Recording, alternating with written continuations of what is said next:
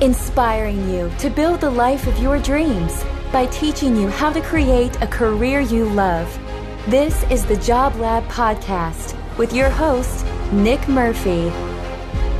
Hey there, my friend, and welcome to the Job Lab Podcast, the show that helps you close the gap between where you are and where you want to be in your career.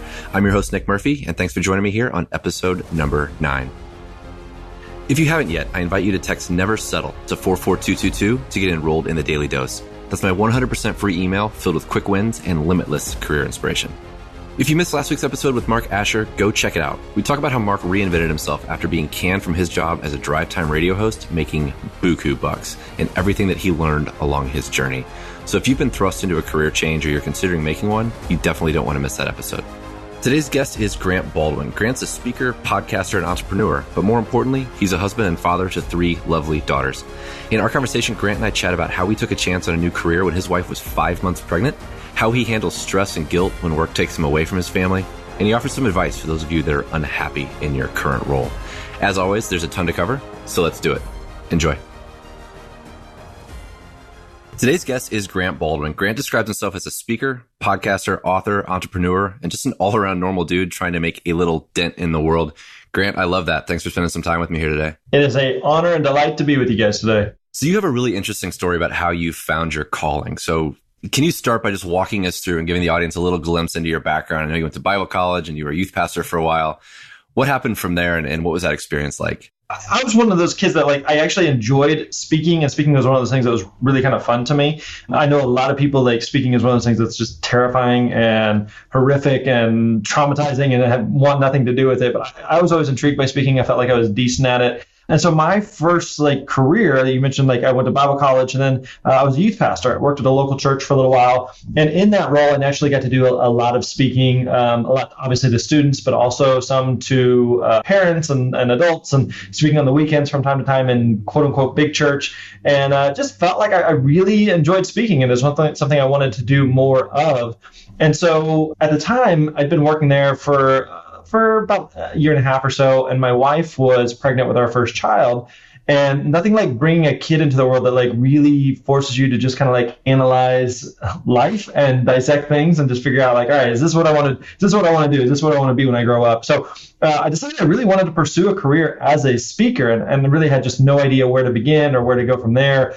But met a few people who were speakers and really learned from them, and spent the next several years just figuring out the business and figuring out how does this whole speaking industry and speaking business work, and how do you find gigs, and how do you know how much to charge, and what do you speak about, and how do you connect with decision makers, and just all the little nuances that go into it. So that's a lot of what we actually fast forward to today is we teach the business side of speaking, and we help speakers who are in the spot where I was, over a decade ago, of just getting started and having the potential, but just needing someone to show me the plan for how to do it. So go back to that moment for us. Your wife's 5 months pregnant. You're not quite a speaker yet, or it's certainly not the level that you're at today. Your plan of what you wanted to be when you grow up, so to speak, changed. How important was it to have the support of your wife? And were there any instances where you had to be a little bit afraid and uncertain? Just take us back there, and how'd you handle that? Yeah, it was a very, very stressful season for a variety of different reasons. One, obviously, is she's pregnant. And so making sure that, everything, she's healthy, baby's healthy, everything's good, and all of that is fine. Making sure that from a financial standpoint that we can support, just life and a new child and all the expense that goes into that. So just some of those just practical things that just were weighing heavily. The other side of it was what I was doing in terms of my career as a youth pastor was what I had basically gone to college for. And so I in some ways I felt trapped. And I think a lot of people may feel similar, may be able to relate to this. What I went to school for, what my degree is in, is different than what I want to pursue and do long term. So what do I do now? Does that mean that I have to stay in that position that I'm currently in just to fulfill this aligns and matches up with what my degree is in? Or is it okay to go in a totally different direction? And I remember just I spent several months thinking about it and chewing on it and pondering it and just trying to figure out what comes next. And thankfully, I have an amazing wife. We were high school sweethearts. We've been together for 21 years at this point. And thankfully, she has a lot of trust in me that she knows I'm a hard worker. She knows I'm going to figure it out. She knows I'm not going to slack off. I'm not going to put us into a bind. And so I think it was a huge boost of confidence for me to feel like she supports me, she believes in me, she loves me, and we're going to figure this out, individually and collectively. And so, it was like having a supportive spouse in whatever thing that you do, whether it's a job or a career move or starting a business, like having just someone in your corner that just believes in you and trusts you and supports you. And so she's not like, even to this day, like she's not really involved in like the day-to-day stuff, but like big picture, I just keep her in the loop on what's going on and make sure there's enough money in the bank. But ultimately just knowing that she supports me and that she believes in me is like massively, massively valuable to me. Absolutely huge. So you're basically a professional communicator in a lot of ways. What have you learned about communication, both professionally and personally, and how do you use that skill to your advantage? Particularly, how do you go from youth pastor to professional speaker, and how did you thread that narrative and really drive that home as you moved into a separate phase of your career? So, like as a youth pastor, like I mentioned, I was doing a lot of speaking, and so I knew I was decent at speaking and wanted to do more of it. And so part of the challenge I was running into was just figuring out, okay, I know I have this skill thing, but I don't know what this, like, how does this translate into a job or a career or a business or a living of any form? I just wasn't really sure what that looked like. And so that's where it really helped to connect with a few other people who were where I wanted to be and could show me the way of here's some things that you need to know, here's some things that you need to do, both on the business side, but also on the speaking side. And so I think I felt like I was a pretty decent speaker, but there was also a lot of things you just don't know what you don't know. I think a really great lesson for everybody here is to find people who are doing something that you want to do and doing it in a way that you want to do it, and maybe who are a couple of steps ahead of where you're at, that you can learn from and that you can pick up on things that they're doing that may be working for them. So like that was really valuable for me early on, was just connecting with those other people and just figuring out like what works for you today, what worked for you when you got started, because what worked for you when you got started may be totally different than what's working for you today. And so for anybody who's going, okay, I'm interested in following such and such as footsteps or kind of going down a certain path or direction, and I'm looking at what they're doing today, what they do today may not be what they would recommend or what they would have done when they got started. So just like paying attention to those things and really, I think, again, just finding people who can be examples, who can be models of what it is that you want to build and what it is that you want to become in terms of, again, your business or career, whatever it may be. Like that was really, really valuable for me, and helped really kind of make that connection. And like you said, thread that thread between making that transition from here's where I am to that's where I want to be. A lot of the things that we talk about in the speaking world or really in the entrepreneurial world at all, a term that's out there is imposter syndrome, which essentially means how do I overcome my own self-doubt or my own anxiety about not being at a level where people should pay me or take me seriously because I haven't proven it yet. So I know I've listened to your show, and I know you talk about that a lot. For the listener out there that is just simply not passionate about what they're doing in their career, they have an idea, they have a path, they have a plan, but they're struggling internally with that imposter syndrome mentality.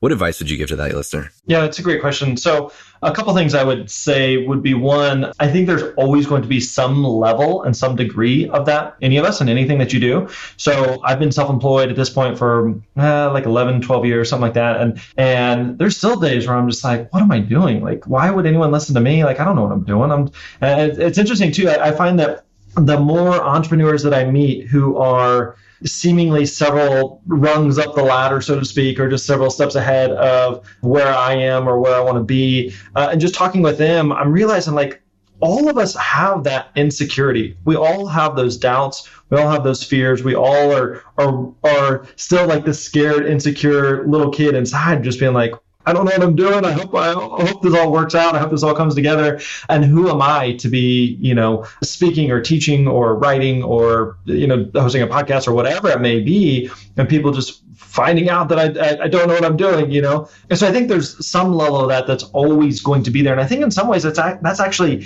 healthy, that fear kind of, almost keeps you in check. And for me, like it helps keep me humble, keep me grounded you're not the end all be all. Like you don't have all the answers, and you are figuring it out as you go, and you don't have you don't have it all together all the time. So I think just having some of that is a healthy thing. The other thing I would say is, especially if you're someone who is, let's say like in our case for both of us is we both teach, we both offer, some type of podcast or training or something. And we're sometimes going like, why would people want to listen to anything that I have to say?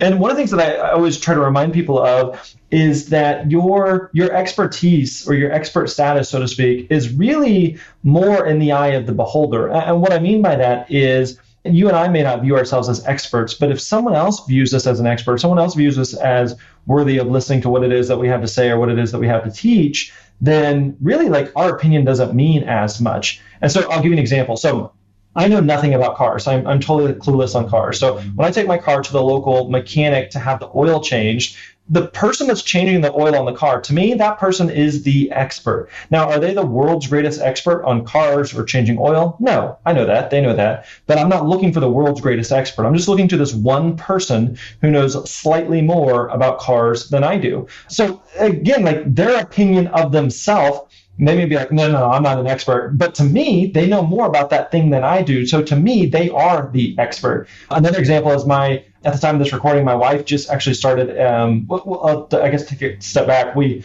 like to travel a lot as a family, as we like to take a lot of trips. And so she gets asked all the time, like, hey, how do you travel with kids? What are like the different tips and strategies and tactics that you use? And my wife is a very organized and detail-oriented person. And so people just ask her about that all the time. And so she recently just started an Instagram account, just like teaching some of these different strategies and hacks and tactics that she uses when we are traveling or planning travel with our family, with our kids. And so for her, she's just like, I'm just a mom, like that we take some trips and we figured some stuff out. It's not like she went to school for this, or it's not like she has any quote unquote credentials that make her this world renowned expert on something. It's just, here's some things that work for me. But really, again, it doesn't come down to what she thinks. It's other people recognizing, hey, you have something that I'm interested in and it's something that I want to know more about. So to them, they view her as the expert. And so I would challenge anybody that's listening to this who may feel like, listen, I don't know what I bring to the table. I don't know why anyone would think what I have is important. We have to go back to that place of we don't remember what it's like to not know that thing, right? So whatever that thing is that you may be an expert on, that you may be great at, it may just be second nature to you, but to someone else it may just be like, whoa, that's amazing. I didn't realize that. I didn't know that. So again, remember that oftentimes that expertise is found in the eye of the beholder and not necessarily how you view yourself. So in some ways that removes some of the pressure of feeling like you're this imposter because other people are finding value in what it is that you are teaching or sharing. I think that's a great advice and a great story. And for those of you that are out there that are in a job, you don't have to be going down some entrepreneurial journey to take a lot from what Grant just said. If you're holding something back, you're reluctant in a team meeting, you're not telling your boss something, don't take that for granted. Don't take for granted what you know or what you can add value with. I think that's a really good lesson. And Grant, I'm glad you brought up your wife, because one of the reasons I wanted to have you on the show was just in listening to your podcast and kind of following you online for a while now, like, you're really out there and open about your family life, and you handle it really, really well. And I know work-life balance is such a big challenge for so many people. And aside from the stress that's associated with our jobs and careers, there's also an element of guilt when we leave our families either for work each day, whether you're dropping your kid at daycare or in your life, you get on a plane to go speak for a couple of days at a time. Have you experienced that guilt, and kind of how did you handle it? Yeah, massively. And so thankfully at this point in the business, like I don't travel nearly as much as I used to, but like at our busiest, I was speaking around 60 to 70 events per year, which had me on the road, 70, 80, 90 nights per year, which is it's just a lot. So yes, I would definitely feel guilty about it. And there were times where I might miss a practice I wanted to attend or a ballet recital or something like that. And thankfully, those are pretty few and far between. But one of the things that I would always try to do is make sure that when I was, I guess a couple things. When I was on the road, to make sure I stayed like super, super connected to my family. And so if I'm traveling, my wife and I still, we text multiple times a day. We talk on the phone regularly. We FaceTime, we Skype, whatever it may be, just to see each other, to stay connected, but also just to, see my girls and see what they're up to. I've got 3 daughters. And so just staying connected with them while I'm on the road was always just like really, really important. So while I'm gone, making sure that I'm still staying connected back home. So it wasn't like, dad heads to the airport and I'll see you guys and talk to you guys in 2 or 3 days or whatever it was. And so, good luck to you. But like really regularly staying in communication while I was gone. The other thing would be that when I was home, of really being home with them. And so one of the benefits that I had was that even though I was traveling a lot, when I was home, I worked from home, and speaking was very, very, it's very seasonal and somewhat cyclical. And what I mean by that is that depending on the industry that you're speaking in, there's going to be, like in a lot of industries, there's going to be some seasons that are just busier than others. And so there's summers tend to be a little bit slower. Spring and fall tend to be a little bit busier with speaking. Around the holidays in November, December, January, there's not as much going on. So there may be a stretch of 3-4 weeks in the spring or the fall where I was just gone constantly. And I was just, home a night, gone a couple nights, home a couple nights, gone a couple nights, and just kind of like that ping pong back and forth. But then we may get to December and I may have nothing for like an entire month. And I'm just home all day, every day, to the point that wife and daughters are like, don't you have somewhere to go? Can you go somewhere, just leave the house or whatever, And so I think like I always kind of viewed it like, okay, yes, I'm on the road a lot, and yes, I was traveling a lot. But if I looked at over the course of an entire year, I was also home a lot. And so if someone was working like comparing my life or career to someone who's working in let's say a traditional Monday through Friday 9-to-5 office gig, I'm willing to bet like I'm home more, and just that's over the course of the year. And that means that, again, there's seasons where I'm gone a bunch. There's also seasons where I'm home a bunch. And so I think just kind of looking at the bigger picture there and kind of recognizing the seasonality of the work that you may be doing. But yeah, I think you definitely you feel some of that guilt and you feel some of that tension. And to be honest with you, like I still feel some of that. And what I mean by that is I work from home right now and I don't travel very much. My wife homeschools our daughters. And so really my wife, my daughters, myself, we are home together almost all day, almost every day, which in some ways would be like, that's amazing. That sounds so much fun. But my wife would tell you like, yeah, but it also has its moments where it's just like, I don't want to be around you people anymore. And I need to go to Walmart and just walk around or whatever it may be. And so today at this moment, we are together all the time. But I also work from home and I love what I do. And I'm a very driven, motivated, entrepreneur. So I still feel the guilt and I still feel the tension of if I'm checking email or if I'm working on a project or if I'm doing whatever it may be, that I'm sacrificing time away from my family. And when I'm with my family, I also feel the tension of, oh man, I want to check in on something, or I could be working on this. And so there's always that push and pull. There's always that tension. And I remember talking with an entrepreneur mentor of mine who's very, very successful in business and is several years older, and just asked him like, what do I do with this tension? And he said, you need to embrace the tension, because it means that both things matter, and that's fine. It's okay that both things matter. And so just embrace that tension and know that tension is not necessarily a bad thing. Yeah, you and I need to hang out because you just described my life. Aside from the homeschooling, working from home, having the kids, being around, which is great, and it's also a challenge, right? With productivity when you have things to do and your family's there and it's so easy to be pulled away. But that's a topic for another show, my friend. So when you're out on the road and you come home after a long day, whether it's a local event that you're driving or whether you land back in Nashville at whatever time, and you're just fried, you're done mentally, you're exhausted, you're tired of your own voice because you've been talking all day and networking and doing all those things. And your wife's ready to just hand the kids off and take a breath. How do you personally transition from professional Grant Baldwin to back into that daddy and husband role? So I think a lot of it, again, comes back to the relationship that my wife and I have together. And so she knows that, yes, daddy's been gone for a couple of days and, daddy's been speaking or whatever it may be, but it's not like daddy's been on vacation and like, oh man, I'm calling back from the beach and I feel great. I'm ready to go. So like you were saying, if I'm speaking or if I'm meeting with people, or maybe there's multiple times I've taken a red-eye flight home just to be home just a few hours earlier. So I may get home and like, to your point, like I'm just maybe fried. I may be exhausted. And so I think like we just have a really good relationship in terms of the communication of when I get home, it's not like, hey, I just need like I need a couple of days to kind of re-enter the atmosphere, and then you guys can talk with me and interact with me. No, like sometimes I know that I come home and she's like, the kids were a nightmare for the past couple of days, and you just have to step up.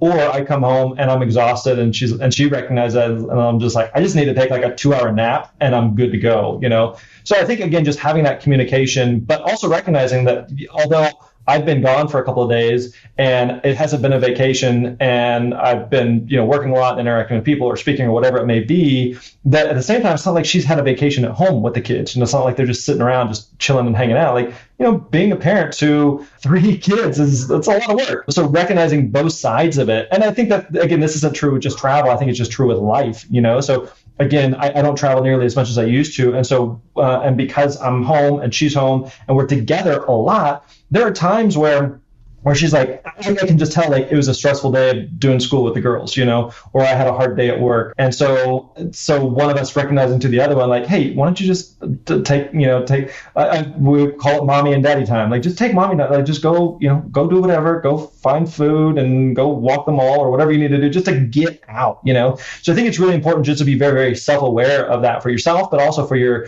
partner to be able to recognize, like, you are running low on fumes right now. And so you're no good to yourself and to our family. And so for your sanity and for the rest of our sanity, it would be good if you go take a nap, or if you go walk around Walmart, or if you go whatever and just, leave for a few. And so just being aware of that. And I think, again, a lot of that just comes back to the dynamic of the relationship that her and I have together, which makes it a lot easier. Self-awareness, good communication, and having a supportive partner are certainly huge keys to being successful when you're trying to balance your work and your life. When we get back from this break, we're going to talk about how Grant schedules his priorities in a way that makes it all work, that gets the bills paid, that gives him time to live and play at home, and also keeps him balanced and happy all on the way. Plus, we'll play rapid fire. Stay right there. The Job Lab is brought to you by Mid-America Careers, the Midwest Career Network. Quickly search millions of jobs with a single click. Create alerts so you're the first to know when a great new job is posted. Research exciting new career opportunities, and more. No matter where you are in your professional journey, Mid-America Careers can help. Visit midamericacareers.com to claim your free account today. Welcome back. Grant, I've learned how important it is to time block or protect time so that I can achieve like any level of balance at all in my life. I'm sure you've mastered that too. Walk us through how you approach your calendar and how you set your priorities and protect that time. Well, I started to zoom out a little bit, is first of all, just being like really, really clear on what the priorities are. What are the things that really matter? What are the things that are important and significant to you? And so oftentimes for most of us, that involves our family, so like we kind of talked about here, like my family is incredibly important to me. They mean the world to me. And so making sure that they are a priority in my time and what I do with them and how I connect with them and relate with them is really important.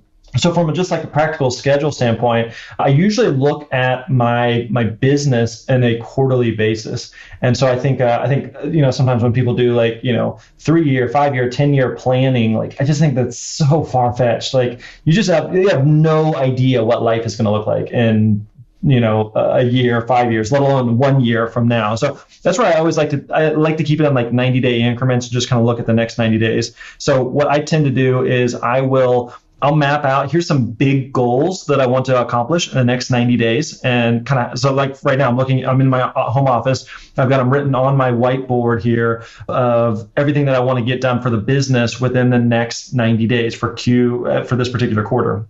So I've got those all mapped out there. And then what I end up doing is usually on Sunday night, usually Monday morning, I will map out the week of here are, the 3, 4, 5 things that I need to get done for that particular week. So right now on my board, I've got 4 things for the week that I need to get done. Now there's a lot of like other little things that may pop up, but 4 main things that I need to get crossed off. And so those 4 things for this particular week directly relate to how I'm accomplishing the quarterly goals. And so each week, I'm basically doing the same type of process of taking everything that I want to get done for the quarter and then just kind of breaking it down on a micro level of, okay, in order to get that thing done for the quarter, what needs to happen this week? And then from there, you can even break it down even further of what needs to happen today. So what I've got is on Monday of this particular week, I took each of those 4 main things and I scheduled them for the week. All right, this is going to happen Tuesday morning. This is going to happen Wednesday afternoon. This is going to happen Thursday at this time. And I've just kind of got it mapped out and planned out. So that way I'm never really thinking through like, hey, what needs to happen next or what needs to happen now. And it also allows me that whenever I check the box on those main things that I need to get done, it removes a lot of the guilt of like, oh man, I feel like I should be doing something else. I should be working on something else. No, I set out at the beginning of the week what I needed to get done. I got it done. Like there's no need to fill the time just for the sake of filling the time, you know? So like knowing what those main goals are, knowing what those main objectives are makes it a lot simpler to then know what I need to be focused on a quarterly, weekly, and daily basis. What happens if you get behind? Because it's one thing to set priorities. It's a whole other thing to honor and protect them. And with work and life and family and kids and travel, especially if you have a job that requires that, sometimes the things that you put in the time slot, so to speak, maybe Tuesday at 9 to 10, you plan to do this, but something pops up that you have to go manage. How have you managed your system to make sure that task still gets done and keep your sanity and still being flexible and nimble and realistic about how life kind of happens? Yeah, I would say 2 big things that come to mind. One would be just having some margin and flexibility built in. So if every minute of the day is scheduled in the same way that, like, think about it from a financial perspective, if every single dime of your budget is allocated to something specific and there's no margin, there's no wiggle room. It's like walking a tightrope. Like that's really, really stressful. You have no room for error. And so in my schedule, I try to have some margin. I try to have some blocks of time. Like I know life's going to happen. I know things are going to pop up, either things that I wasn't expecting or like, hey, I just spontaneously want to go hang out with the kids for a few minutes. Like that's totally fine. And that's built in and not like, hey, come back and talk to me in 23 minutes. I'll have 1 minute and 30 seconds available to interact with you. Like I don't want to live that rigid, So I want to have like kind of, again, big picture of what I would need to get done and kind of what that looks like, but at the same time, building some flexibility.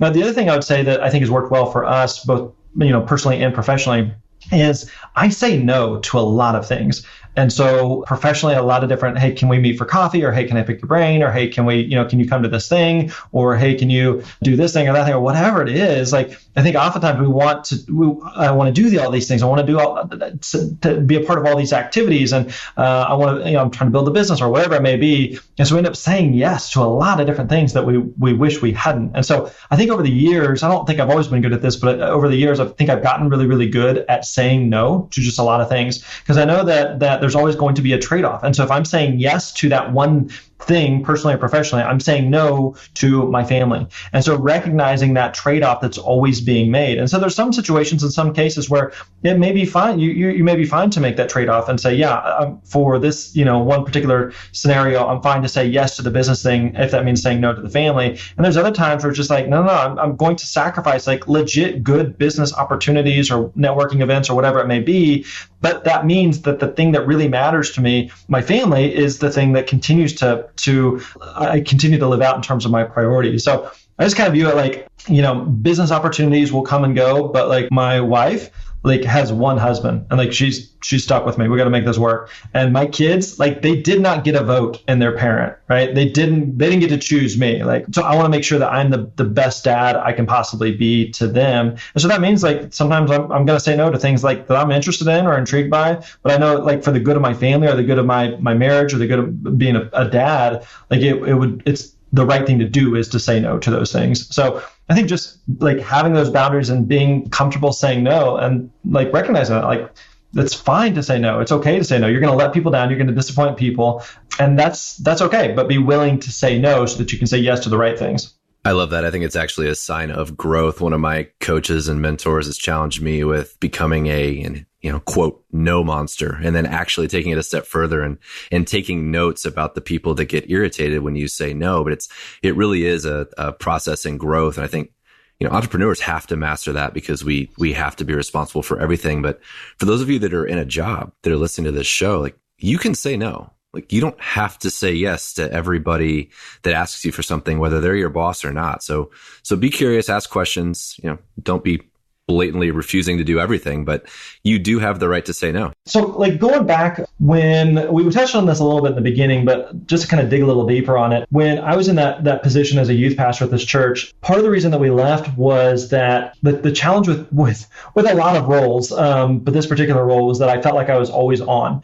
And it wasn't like you clock in and you clock out. Like you're pretty much always on. You're always expected to be on. You're always, if someone needs something, you're expected to be there. And that's just exhausting. That's physically exhausting, mentally, emotionally, spiritually, all of the above, exhausting. And so really, because I felt like I was just working so much, I got to a point where I went to my boss and I told him, hey, listen, I'm working constantly. And he knew I'm not just making that up. Like I'm legit. I was doing a great job, but I'm exhausted. And it's not because I'm lazy. It's not because I'm slacking off, but I'm tired. And I can't go at this pace. Right. And so I vividly remember going to him and having a sit down meeting, feeling semi brave and semi traumatized that like, what I asked him for, he could fire me. He could be like, hey, this is the pace we go at and either take it or leave it. But I went to him and said, hey man, I'm doing a great job. I'm busting my butt, but I'm exhausted. I'm tired. And like something here needs to change. And so he to his credit, he said, you know what, you're right. We can't have this type of culture. And so changed it up where the staff got additional time off and additional days off. And we started kind of a rotational schedule there. And that was great for like a short season. And it kind of went back to the way it was. And that's ultimately part of what led me to go, I don't want to run at this pace anymore. Like I'm out, you know? And again, it wasn't because I had done anything wrong or I couldn't keep up with it, but I knew for like my own safety or my own sanity, like I have to be the one that's in charge of it. I can't be like stressed out and just blame it on my boss or blame it on my career. And so I was again in that position of I was married, you know, had a mortgage, had a child on the way, had career aspirations, and going like, for my sanity, I can't keep going at this pace. Like this doesn't make sense long term. And so having that conversation with my boss, and then ultimately a few months later, actually leaving the role. And so for anytime I hear someone who's talking about like, you know, my boss does this, or I hate that, or I'm frustrated with this, I'm just always kind of like, well, then fix it. Like do something about it. Like change jobs then. Well, yeah, but that would mean that I'm going to take a cut in pay, or it means I'm going to have to drive an extra 20 minutes on my commute, or it means I'm going to have to start looking for a job again, or you know, I don't know that I want to start over. That's just more comfortable. Then I'm always just kind of like, well, then stop whining about it. Like stop griping about it if you're not going to do something about it, you know? And so I think like, especially whenever it comes to career stuff, yeah, I totally understand that there are some bosses that are not ideal, and that they just seem like their head is so deep in the sand that they're just like totally unaware of the world around them. But you still have a choice. Like you still get to decide whether or not you want to continue working for them, or if you want to take your talents and go elsewhere, right? You still have that choice. So stop living like this victim mentality that like my job sucks and it's because everything around me sucks and I choose not to do anything about it. Like that's your decision. And so like, again, in the same way, like I feel like I can say that because I left my job and then had to go figure it out and it sucked, but being on the other side of it now, I can say like, man, it was the best decision I could have made, because even though it was super, super stressful at the time and very difficult and frustrating to be in, I knew that like, this doesn't, like, I can't do this long term. Like, this is not sustainable. This doesn't make sense. And so being willing to like take that risk and to step out of the comfort zone to try something different and leave what it is that you're currently in, it may be worth the risk. But if you're not going to do something about it, or you're not going to have a conversation with your boss or that difficult conversation with your spouse or whatever it may be, then like stop whining about it if you're not going to do anything about it. I'll get off my tangent there. No, I love it. I couldn't agree with you more. It's really important to take stock of your priorities and understand too, guys, that our priorities change as our lives change. What you care about when you're 24 and single and it's just you and you want to climb the corporate ladder might change significantly when you're 38 and have 3 kids. So just be aware of that and be cognizant of that and be self-aware. So, all right, Grant, it's about that time, my friend. Are you ready to play rapid fire? I am as ready as I'm going to be. Let's go. Let's do it. What do you think about when you're alone in your car? A lot of times I'm listening to podcasts. So people ask me sometimes like, my favorite music. I honestly, I don't really listen to music. I really like being alone in my car. I'm more of an introvert actually. And so like just driving is good for me. I'm good with that. And a lot of times I'm just listening to podcasts, usually a mix between, some type of business podcast or some, goofy, funny comedy type podcast. I know it's been a long time, but what's your advice for your previous boss? That's a good question. Advice for previous boss. I would tell him to treat his team I mean, I guess it's kind of a golden rule type thing, like treat his team the way that he wants to be treated. I have several people that work for me today, and I always try to remember that of it's not like they are just here to do whatever I need and to jump through my hoops. But I always just try to remember, like it just felt like he was playing by a different rule book than what we were playing by. And so just making sure that people feel appreciated and valued. And that I think another thing too is just having like freedom and autonomy to, like, we can get our work done without you having to micromanage us all the time. So yeah, it was a fun season. What do you want to be when you grow up? I love what I get to do as an entrepreneur, but to be honest with you, man, I really love being a husband. I really love being a father. Like, those are the things that are really significant. So one of the things that I speak about is the line that who you are is more important than what you do. Meaning that if we're great podcasters, if we're great entrepreneurs, if we make a bunch of money, if we make a difference in everybody else's life, but our spouses or our kids are just kind of like, yeah, like, but I didn't really know them. Like, we've totally screwed up. We've totally missed the mark on that. So yeah, I think ultimately, I want to be a good husband. I want to be a good dad. What inspires you? My wife is a huge inspiration to me. Like we talked about at the beginning, like she's a really big just source of strength for me and encouragement and positivity. And she's just an amazing, amazing woman. So yeah, she's definitely someone that inspires me. I think another group of people that inspire me are a lot of the students that we work with in some of our programs. They are where I was when I was getting started, of just like, I have this dream to be a speaker and I just have no idea what to do. And so stepping out on that is a huge, huge risk. And it's a big undertaking, but those that do it and stick with it, like just how that impacts them and changes them is incredibly, incredibly rewarding and inspiring. What is your biggest fear? Snakes. Who do you admire the most? My wife is definitely up there. My mom is amazing. I had great parents growing up. My parents split when I was in junior high school. But my mom is just an amazing, amazing woman, and amazing mother to me, amazing mother-in-law to my wife, and amazing grandmother to our kids. And she's awesome. Which celebrity annoys you the most? My wife follows celebrities more than I do. Like, she usually once a week or so she'll watch like E! News or something and can keep me up on the latest Hollywood gossip. But I don't even know that I have any opinions on like, I can't think of anybody that comes to mind. Yeah, I can't think of anybody. I don't know. Yeah, nobody comes to mind. That's a horrible answer.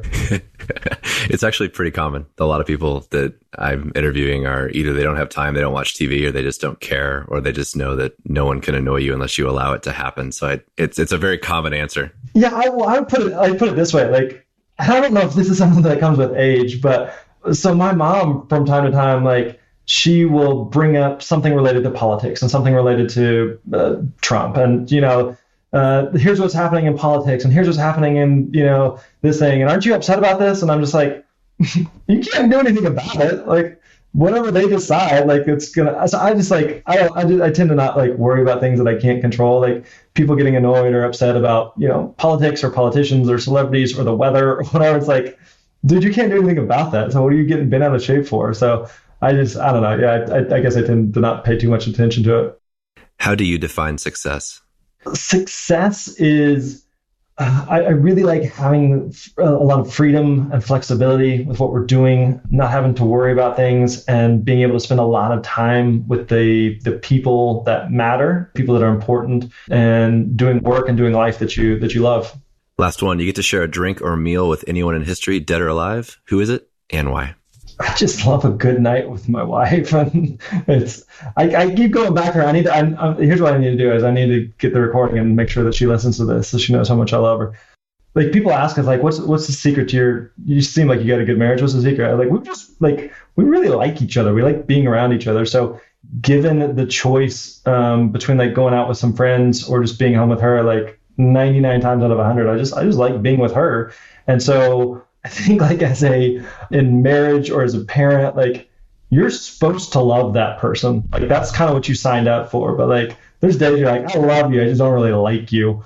And we just really like each other. We just like being around each other and genuinely just have a lot of fun, just being goofy goobers or whatever it is that we do. So yeah, I really enjoy being with her. You survived rapid fire. Thanks for being a good sport. And just before I let you go, what's your number one parting piece of advice for those listeners that find themselves struggling to juggle work and their family? And then lastly, how can we follow you more closely online?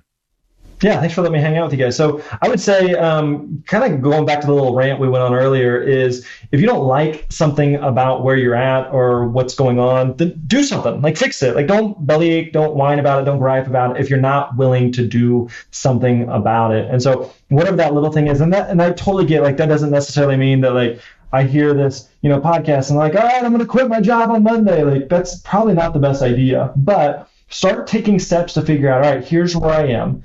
Where do I want to be, and what's the best possible way to get from point A to point B? And that's kind of where I was at in my journey of, all right, I'm in the church world, part of what I like, part of what I don't like. Where do I want to be? And then start to figure out, how do I get there? Because it's not like quit this job Friday and then on Monday it all magically comes together. You got to you got to really, like, think through what's the best possible way to get from point A to point B, and then start taking steps that way versus just like magically hoping that it all comes together and works out. So yeah, if people want to find out more about what we're up to, especially on the speaking stuff, if people want to check out our stuff, you can go to thespeakerlab.com, thespeakerlab.com. I know that podcast listeners enjoy podcasts, so we have a podcast as well called the Speaker Lab Podcast, if people want to check that out.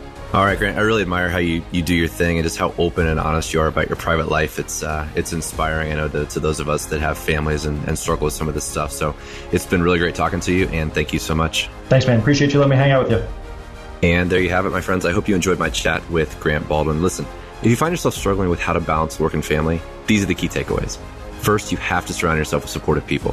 If your spouse isn't on board yet, like Grant's is, it's your job to have that conversation and decide together how to move forward. Then you have to be self-aware and choose your priorities carefully, knowing that today's priorities may change as you move through life and that that's okay. Expect it and act accordingly as things evolve. Finally, learn to protect your time and make choices that demonstrate your priorities. It's okay to say no, and in fact, I encourage it. If you're a frequent listener and enjoy the show, please share it on social and with some people in your network. And if you want to go that extra mile, leave a 5-star rating and a positive review for us out there on iTunes. I would really appreciate it. And if you want just a little bit more, text Never Settle to 44222 to get enrolled in the Daily Dose. Next week's guest is John Lee Dumas, the man, the myth, the legend. JLD has interviewed more than 2,000 successful business leaders, and in our conversation, we chat a lot about what he's learned, what the most common threads from those people are, and most importantly, how you can take that knowledge and apply it to your career to get a little bit more success. Whatever you do, whatever you aspire to do, never settle. Thanks for being here, and I'll be back with you next week. You've been listening to The Job Lab with your host, Nick Murphy. To make sure you never miss an episode, subscribe on iTunes or Google Play today.